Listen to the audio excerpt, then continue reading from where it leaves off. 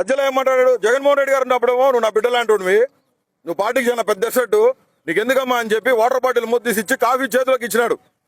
మొన్న 20 రోజుల నాడు పిలిచాడు, సల్లామదు ఫోన్ చేశాడు, వచ్చిన అడ్వకేట్స్ని పెడతాము అనిల్, నువ్వు రామ్మా అంటే ఎవరినన్నా ఒక పర్మనెంట్ కరెక్ట్ అడ్వకేట్ని పెట్టండి, నాకు ఆల్రెడీ కౌన్సిల్ ఉందని చెప్తే, లేదు నువ్వు గుంటూరులోనే ఉన్నాగా ఒకసారి ఇచ్చిపోమ్మా అంటే నేను వాయిదాకి వచ్చినప్పుడు వచ్చి కలసం జరిగింది. ఏడే ఆపారు పార్టీ హౌస్లో, నాకు ఎవడు ఆపడు, ఏడాపరు, పులిందులు ఆపరు, మన స్టేట్ పార్టీ హౌస్లో ఎక్కడ ఆపరు. నా గురించి అందరికీ తెలుసు, నేను అత్యంత సమీపమైన దగ్గర మనిషిని రాజశేఖర రెడ్డి కుటుంబానికని. ఇక్కడ ఆపారు, పైకి పోయినా, పైన ఉన్నాడు, చూశాడు, నన్ను చూశాడు, కూర్చోమ్మా 2 నిమిషాలు అన్నాడు. గంట అయింది, 2 గంటలు అయింది, 3 గంటలు అయింది, 3:30 గంటలు అయింది.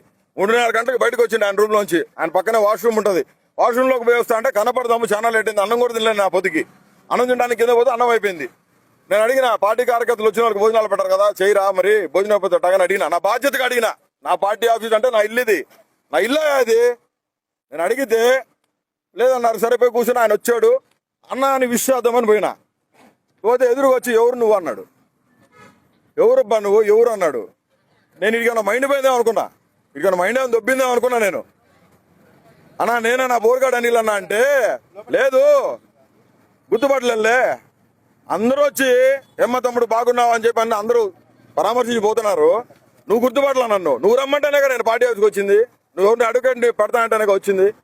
నేను వచ్చా, మళ్ళీ 40 నిమిషాలు కూర్చోబెట్టాడు, 4:30 గంటలు కూర్చున్నాక లోపలికి పిలిచిండు. ఎవరిని రానియొద్దన్నాడు, పోయినాం, లోపలికి పోయినాం, కూర్చోబెట్టినాం. ఎందుకు వచ్చినావు అమ్మ అన్నాడు. పార్టీ హౌస్లో నీకేం పని అన్నాడు. పార్టీ హౌస్కు నువ్వు 20 నుంచి రావద్దని చెప్పిండు. అడ్వకేట్స్ కూడా నీకు పెట్టలేమని చెప్పిండు.